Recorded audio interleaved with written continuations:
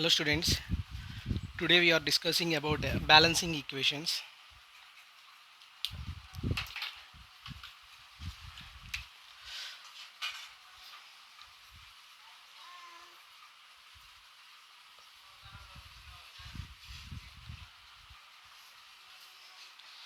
Balancing equations, in this the given equation xenon 1 fluorine 2 on left hand side, in this xenon right hand side 1 fluorine is 4. How to balance this equation? Simply we erase this 2 and we can put 4, it becomes 4, but it is not correct. We cannot change the subscripts given by the equation. Then how to we can balance this equation? చాలా వరకు మనకి ఈ balancing equation గురించి తెలుసుకోవాలి అంటే డైరెక్ట్గా మనం equation నేర్చుకొని నెంబర్స్ అక్కడ ఎన్ని ఉన్నాయో అక్కడ చూసుకొని గుర్తుపెట్టుకొని నేర్చుకుంటాం, కానీ అది కాదు కరెక్ట్. బ్యాలెన్సింగ్ ఒక ఈక్వేషన్ కరెక్ట్గా మనం నేర్చుకుంటే ఏ ఈక్వేషన్స్ అన్నా మనం బ్యాలెన్స్ చేయొచ్చు. సపోజ్ ఇక్కడ మనకి ఫ్లోరిన్స్ వచ్చి 2 ఉన్నాయి, ఇక్కడ 4 ఉన్నాయి ఫ్లోరిన్స్. xenon 1 ఉంది, ఇక్కడ xenon balance. In this fluorine is 2, in this fluorine is 4. We putting 2, మనం ఇక్కడ కనుక 2 పెడితే xenon 1 ఫ్లోరిన్ 4 అవుతుంది, ఇక్కడ xenon 1 ఫ్లోరిన్ 4 అవుతుంది. ఇలాగా ఈ వీటిని మనం ఈ సబ్స్క్రిప్షన్స్ని మార్చకుండా ఇక్కడ ఉన్న న్యూమరికల్స్ మాత్రమే మనం మార్చుకోవాలి. ఓకేనా? Ag plus H2S gives rise to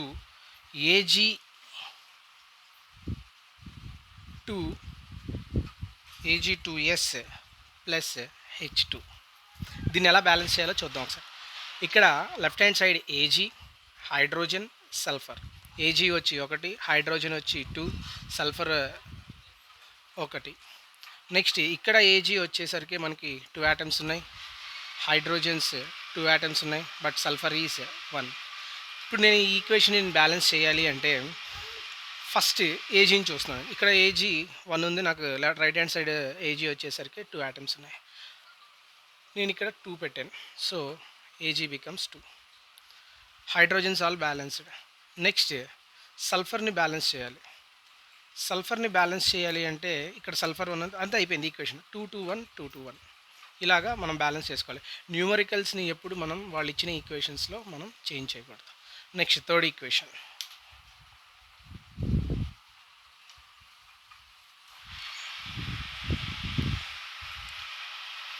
third equation KOH plus CO2 gives rise to K2CO3 plus H2O. ఇలా మీకు ఎప్పుడైనా ఈక్వేషన్స్ ఇచ్చినప్పుడు దాంట్లో ఉన్న ఎలిమెంట్స్ ఏంటో ఫస్ట్ రాసుకోవాలి. Potassium, oxygen, hydrogen, carbon dioxide. Potassium కనుక చూసుకుంటే 1 ఉంది, ఆక్సిజన్ చూస్తే 1 + 2 3 ఉన్నాయి, హైడ్రోజన్స్ కనుక చూస్తే 1 ఉంది, కార్బన్ చూస్తే 1 ఉంది. ఈ రైట్ హ్యాండ్ సైడ్లో ఈక్వేషన్ చూస్తే పొటాషియం 2 ఉన్నాయి, ఆక్సిజన్స్ 3 + 1 4 ఉన్నాయి, నెక్స్ట్ హైడ్రోజన్స్ 2 ఉన్నాయి, నెక్స్ట్ కార్బన్ 1 ఉంది. నేను దీన్ని బ్యాలెన్స్ చేయాలి అంటే నాకు ఇక్కడున్న హైడ్రోజన్స్ చూస్తున్నా ఫస్ట్ సింపుల్గా. ఇక్కడికి వచ్చేసరికి నాకు హైడ్రోజన్స్ 2 ఉన్నాయి, ఇక్కడికి వచ్చేసరికి నాకు హైడ్రోజన్స్ 1 ఉన్నాయి. నెక్స్ట్ పొటాషియం చూస్తే ఇక్కడ 2 ఉన్నాయి, కానీ ఇక్కడ ఉన్నాయి. నేను ఈక్వేషన్కి ముందు ఇక్కడ 2 పెడితే, ఈక్వేషన్ ముందు 2 పెడితే పొటాషియమ్స్ 2 అవుతున్నాయి, ఆక్సిజన్స్ 4 అవుతున్నాయి, 2 + 2 4. నెక్స్ట్ హైడ్రోజన్స్ 2 ఉంటున్నాయి. ఓకేనా? ఈక్వేషన్ బ్యాలెన్స్ అయిపోయింది. ఇలా మనం బ్యాలెన్స్ చేసుకుంటూ వెళ్ళాలి. నెక్స్ట్ ఈక్వేషన్ కనుక చూస్తే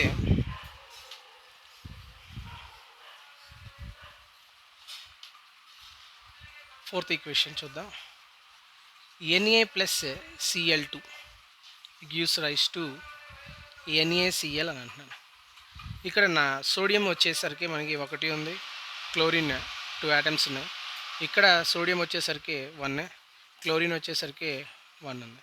ఈ ఈక్వేషన్ నేను బ్యాలెన్స్ చేయాలి అంటే ఇక్కడ 2 పెడితే అది కరెక్ట్ కాదు. చెప్పుకున్నాం కదా మనం ఇక్కడ ఎటువంటి చేంజెస్ అనేవి ఇచ్చిన ఈక్వేషన్స్‌లో ఈ సబ్‌స్క్రిప్ట్స్‌లో మనం ఎప్పుడు చేంజ్ చేయకూడదు.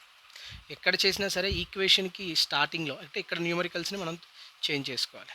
సపోజ్ ఇక్కడ నాకు క్లోరిన్ 2 ఉన్నాయి. దాన్ని బ్యాలెన్స్ చేయాలి అంటే నేను మధ్యలో కూడా పెట్టడానికి లేదు. సో, నేను ఎక్కడ చేయాలంటే స్టార్టింగ్‌లోనే నేను ఈ 2 అనేది నేను ఇంట్రడ్యూస్ చేస్తున్నా. ఇలా 2 క్లోరిన్స్ పెట్టాను. ఇప్పుడు నాకు ఎన్ఏలు ఇక్కడ 2 అవుతున్నాయి. క్లోరిన్స్ 2 అవుతున్నాయి. ఓకేనా? నాకు క్లోరిన్స్ బ్యాలెన్స్ ఉంది. ఇప్పుడు నాకు ఇక్కడ సోడియం బ్యాలెన్స్ అవ్వాలి అంటే ఇక్కడ 2 పెట్టుకుంటున్నాను. అంతేగాని ఇక్కడ పెట్టకూడదు. మళ్ళీ మళ్ళీ మీకు రిపీట్ చేస్తున్నాను. ఇక్కడ మనం సబ్‌స్క్రిప్ట్స్‌ని ఎప్పుడు చేంజ్ చేయకూడదు. ఈక్వేషన్‌కి ముందు మాత్రమే మనం పెట్టుకుంటూ రావాలి. So, sodium is 2, chlorines 2, sodium, chlorines 2 balanced. Next equation.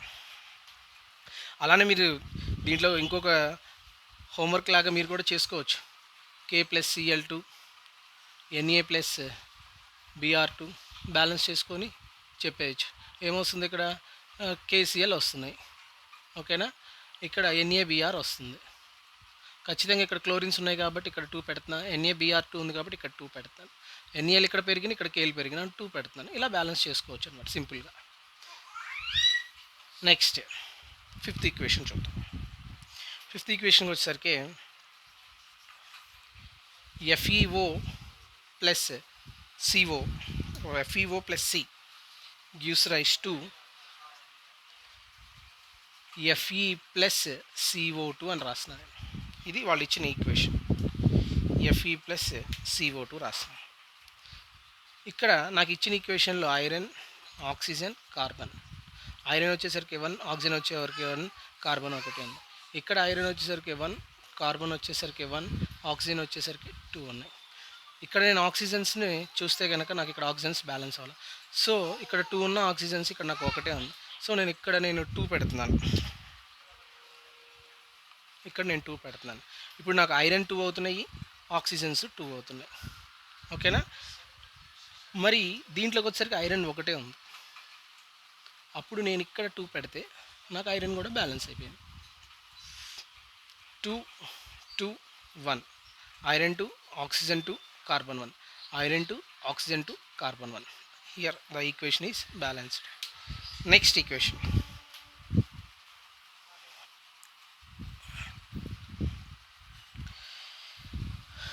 SiO2 plus C gives rise to Si plus CO2.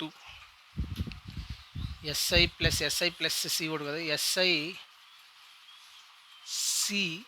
SiO plus CO వస్తుంది. ఇలా రావాలి నాకు equation.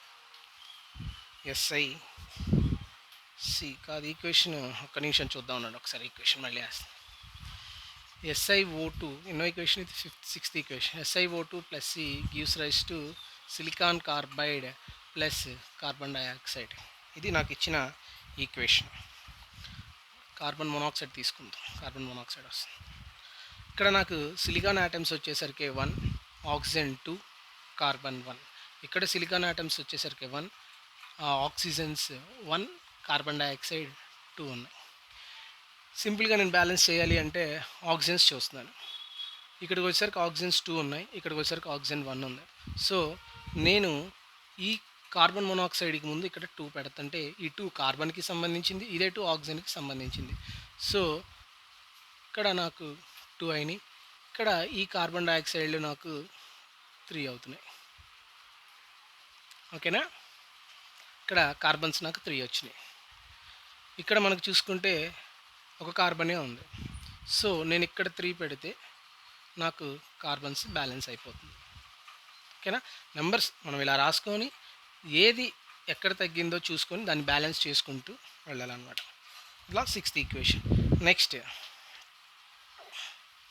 7th one. FeCl3 plus NaOH gives rise to FeOH3 plus NaCl. ఇక్కడ ఇచ్చిన elements ఏంటో చూద్దాం. Iron, chlorine, sodium, oxygen, hydrogen. Iron వచ్చేసరికి 1, chlorine వచ్చేసరికి 3, సోడియం వచ్చేసరికి 1, ఆక్సిజన్ 1, హైడ్రోజన్ 1. మరి ఇక్కడ కనుక చూస్తే ఐరన్ 1.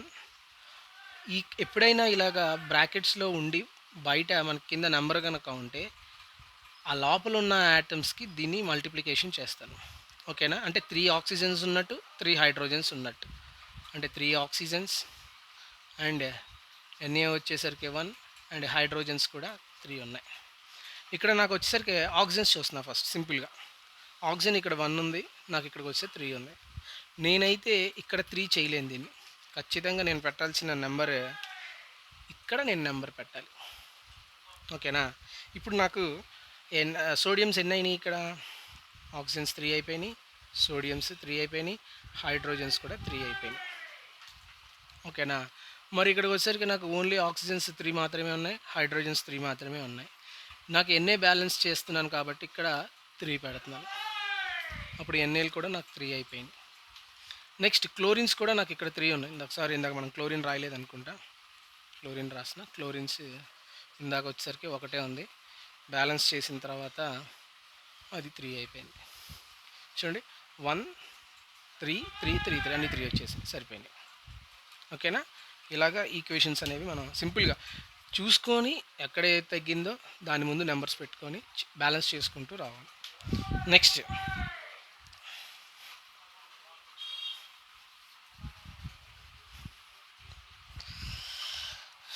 ఇంకో ఈక్వేషన్, ఎయిత్ ఈక్వేషన్ చూద్దాం.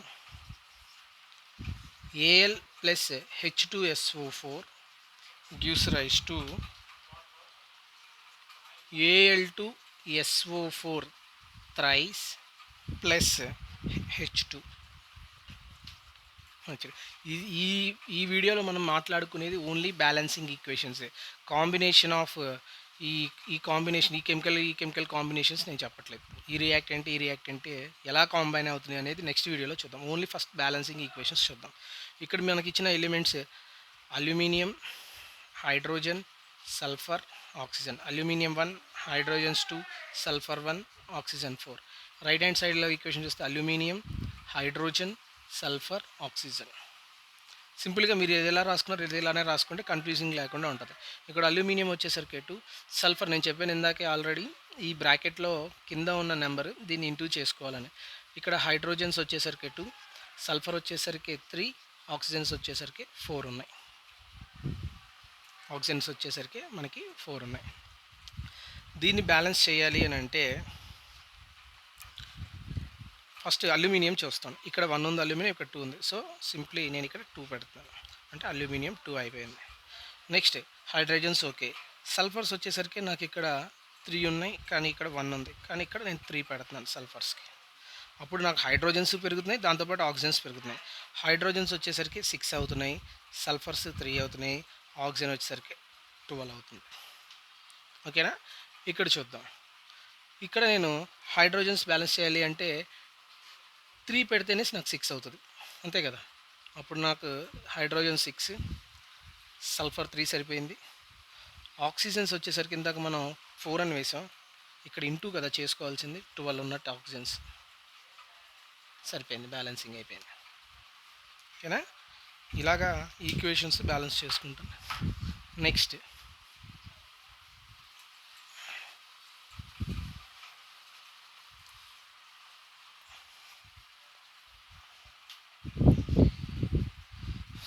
NH3